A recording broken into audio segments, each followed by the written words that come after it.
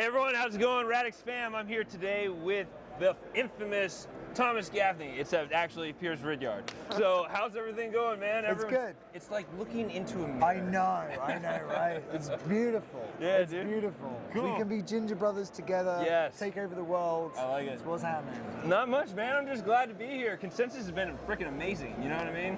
Like the Radix booth is super sweet. Everyone's been talking about it. OC Cat's walking around. It's a super cool thing to do. Yeah, I mean, I think one of the best booths here. Like we glow. Yes. Everyone else's doesn't. But no, it's been fantastic, and I think one of the best things for the whole of Consensus for us has been bringing some of the community here and having them on the booth. Just the level of conversation you're able to have, where you're like, no, really. Yeah. Radix is the greatest thing you've ever touched. Exactly. And like, if you say that to someone, they're like, yeah, bullshit. Yeah. But if you then take them to like 5 projects who are building really solid, really interesting stuff, and they're all like, no, seriously, this is the best thing you can possibly build with in Web3. Exactly. That message starts to get more credibility. And I think that's really what's starting to shine through in all of the conversations we're having. It used to be like, Radix, what's that? Yeah, and now people are like, oh, Radix, I've heard you guys, you're doing some interesting things. And I think that just keeping that momentum going, but also like keeping supporting the ecosystem projects, because the more that they build and grow, that's what attracts users to these public ledgers. People don't come to public ledgers because they want to just be on Ethereum. They come to Ethereum because they want to use Uniswap or Aave or whatever, and the same thing's got to happen on Radix. I agree, and that's one thing, speaking of the message, right? One thing you talked about back in like February 2022, you were interviewing with Nicholas Merton. That's actually how I found Radix. I've been following him since 2017. Yeah, Data Dash. Yeah, he's the man. But one thing you said on that podcast that resonated with me so hard was, in the future, I want Radix, people to be using Radix without even realizing you use even Radix. Yes. I was like, yes, that's it. Yeah. So is that still the vision? How's that for sure, working? 100%. Like you don't realize you're using the internet. Yeah. You don't go, oh, it's great using HTTPS or using HTTP or like using IMAPs or whatever. Like occasionally you'll see it when you'll connect your email or when you but like it blends into the background. It's just a piece of technology. In the same way that browser is no longer a browser, it's just a window into your universe of what you want to experience on the internet. And I see Radix as the same thing. It's a piece of critical global infrastructure for identity and ownership. And like that is what that should blend into the background. That it is, you're not trying to be at the front of everyone's mind. You're trying to be everything to everyone in everyone's pocket. That like where you keep your wealth, where you manage your investments, where you like invest time and energy, and how you transact in your little things and in your big things in life. And that's not something that people go, oh, I'm using Radix or I'm using Ethereum. Exactly. They're like, oh, I'm using this thing that's useful to me, which happens to be an application that's running on Radix, but I don't know. Yeah, it's cool, man. Like, that's what like. You hit it on the head, like, right? Like, no one's sitting there being like, I'm cool, I'm using Google Chrome. No, they're just like, hey, give me access to the internet. Right. You know what I mean? Give me access to the Web 2 version. Now they're saying, give me access to the Web 3 version. And Radix is kind of laying the foundation for that. Yeah. So it's really interesting. So one thing I like to ask people right now during this bear market. Actually, let me add one more thing to that. So like Matt has this great saying, which is that great companies commoditize the things that are undifferentiated and compete on their differentiation points. Right? What does that mean exactly? So, if you look at Facebook, what did Facebook do for its infrastructure? Facebook obviously pays a lot of money. This is kind of deep, like company law rather than like what a consumer would understand of Facebook. But Facebook itself obviously runs huge amounts of servers. Tons. Right? Yeah. And so millions of users every day. And so what they did is they were buying all of these servers from like Dell and people like that, and they're like, why are we paying all of this money to buy servers from Dell? Why don't we just create our own open source design for commercial servers. Okay. And then they created this open source design for commercial servers, and then different contract manufacturers then could compete to provide them with the lowest cost single unit design, and then they could take millions and millions and millions of these, and they would always be the same configuration, but they could swap it out for whoever was the cheapest provider, right? Okay. So they were commoditizing the thing that was non-differentiated. Facebook isn't differentiated by their servers, they're differentiated by the servers. Yes, right? exactly. And so what Radix is all about doing is creating this infrastructure in which people don't need to differentiate based on the infrastructure they're on, but can differentiate based on the services they're able to provide as a result of that infrastructure. Yeah. So what you're seeing a lot in the crypto space, this is sort of like, this is quite abstract strategy. I'm picking it up. Yeah, keep going. This is great. But like in the crypto space, what you're seeing a lot is people deciding to build their own infrastructure. Yes. So spin up their own infrastructure. So you have, there's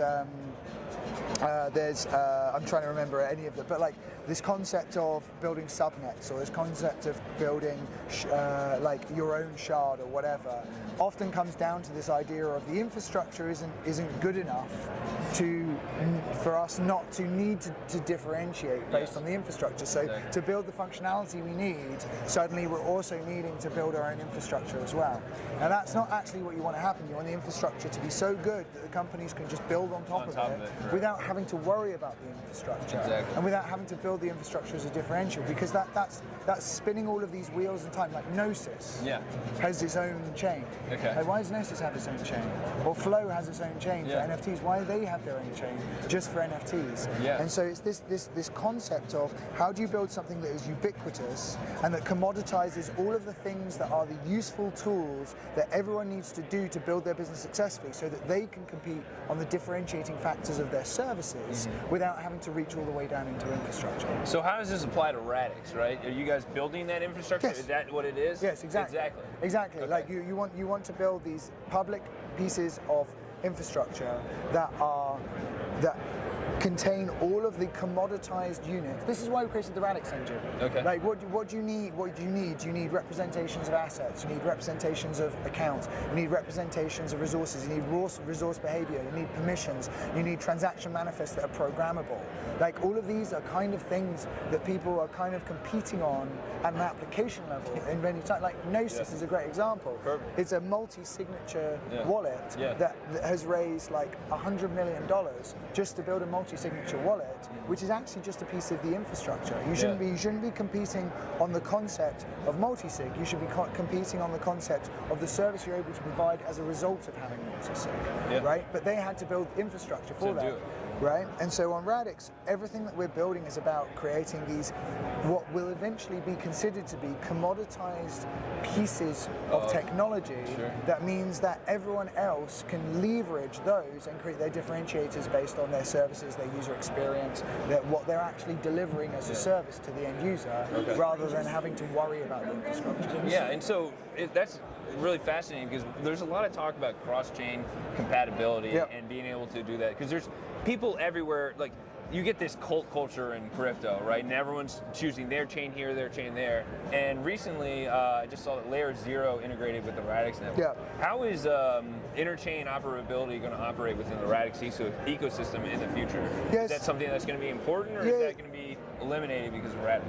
No. It's certainly important, because I mean, it depends what time frame you're talking about, really. Like, well, into the future, like ultimately Web3, right? Like 5-10 years, I don't know, whatever it takes. Yeah, sure, but I mean, like, what I mean now is, because when Ethereum came along, it didn't kill Bitcoin. Yes, right. Exactly. When Solana came along, it didn't kill Ethereum. Right. When Radix comes along, it's not going to kill Solana. No. It's not like all of these. The digital nation. These technologies will continue to exist far longer than if they were just companies, because of this like perpetual value machine that public ledgers are.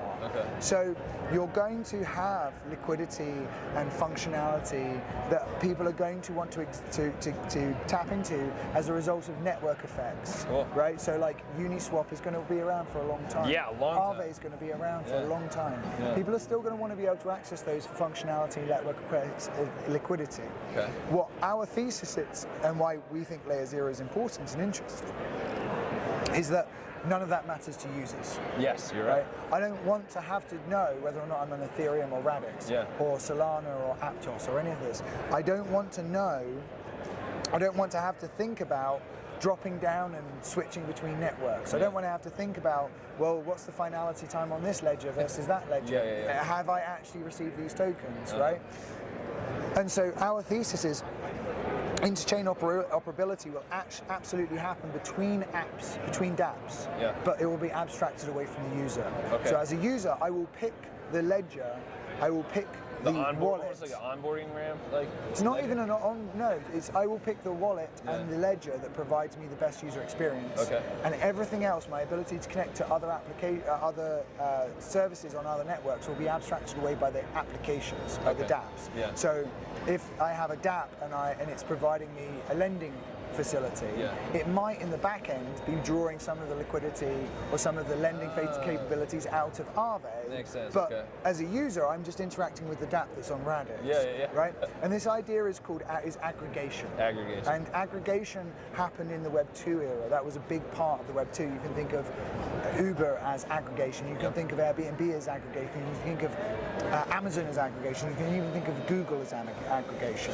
Like it's bringing it all together. It brings it all together in a single place in a standardized format that a user can then access the things they want. But actually there's these huge complex networks that exist underneath them that have all worked out all their like complicated interfaces. But from the user point of view, it's all aggregated into one place. And so that's what I see Radix Layer 0 bringing to Radix, is this ability for dApp developers not just to create incredible dApps on Radix, but also to leverage the power of those dApps and the easy user experience and the easy on-ramping that exists for users who want to use the Radix wallet with those dApps, with the power of the network effects that have occurred on other ledgers to be able to source liquidity, functionality, and asset types, without needing the user to understand anything about those other networks. And that's the whole thing. It comes back full circle, right? Someone on another network is going to potentially have access to the Radix network in liquidity. It's using Radix without even realizing you're using Radix, right? So it's happening right now. And so it's cool. But you wouldn't like the key things that Radix did differently there was we really thought about how do you create the primitives that make user experience incredible.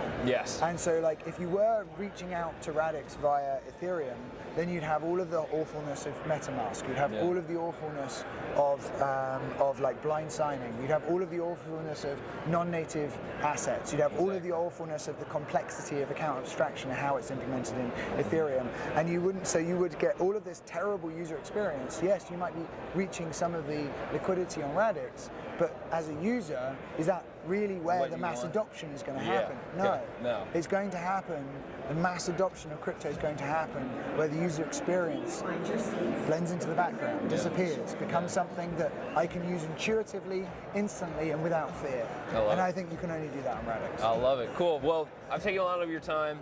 I know you're a busy man. I usually like to leave this thing with one question. What's the most excited thing you have for the future of Web3? What excites you most about Web3 and the direction it's heading?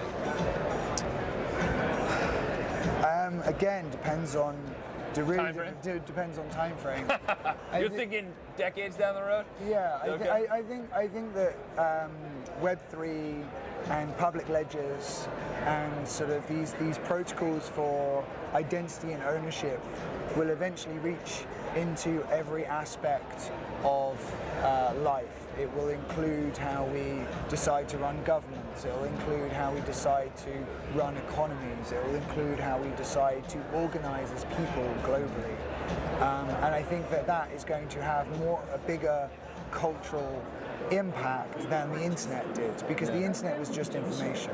But this is ownership and identity, almost a memory, and money. It's memory and finance, and like those things are what have shaped nations and history since history started. So like I think that is what most excites me about the potential of this space. But in the short term, it's just continuing to see each sector of crypto maturing and innovating. Like NFTs were a joke.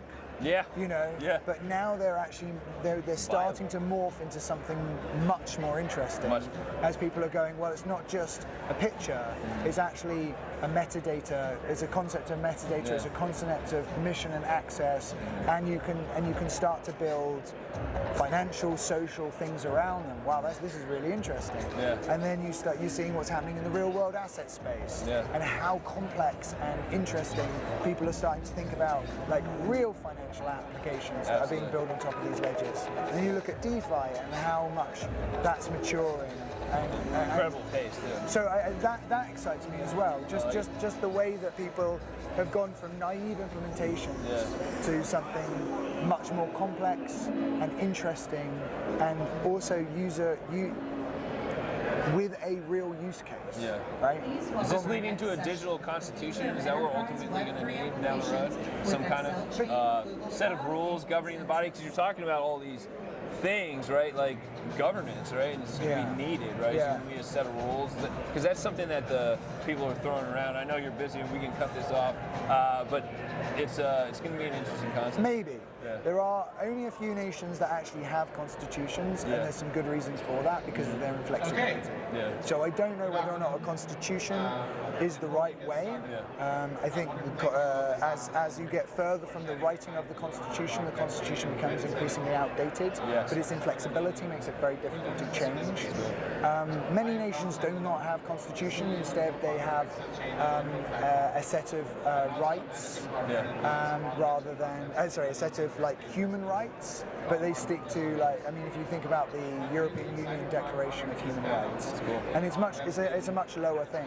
But I do think there is a declaration of culture and a declaration of intent that is necessary. When you found a nation, you define the culture of that nation, and the culture of that nation affects how the nation grows over time.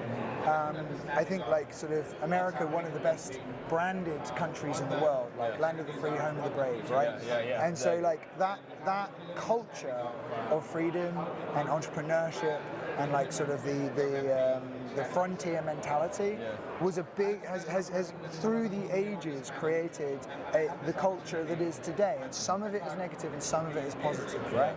And so when we found these digital nations, we also need to think about that. And I think that's a more abstractly important thing, because actually then that describes the behavior of the people who wish to be governed or wish to provide governance, and what the norms that are expected as a result of that. Because if you just have a set of rules without an idea of culture, you actually just create a weapon that people bash each other over the head. That's a good point. It's a really good point. Well, Piers, absolutely incredible time. Thank you so much. I know you're a busy guy. Piers Ridyard, everyone, CEO of Radix Works. Check him out. It's incredibly amazing. I know you'll be there anyway. But thanks a lot, and we'll talk to you soon. Thanks, Piers. Hey, thanks for checking out the video. If you enjoyed it, don't forget to smash that like button and subscribe to stay up to date on all Web3 content.